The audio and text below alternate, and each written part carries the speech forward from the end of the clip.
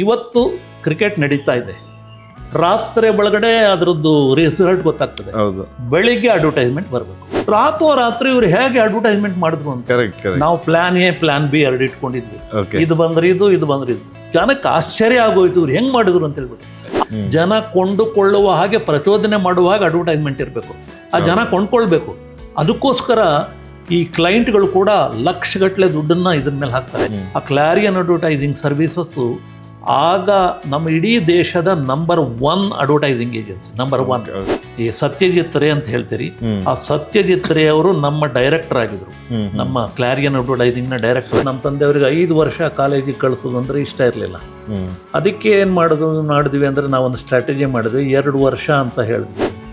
ನನ್ನ ದುರಾದೃಷ್ಟ ಅಂದರೆ 2ನೇ ವರ್ಷದ ಎಕ್ಸಾಮ್ ನಡೀತಾ ಇರ್ಬೇಕಾದ್ರೆ ನಮ್ಮ ತಂದೆ ತಿರೋದು.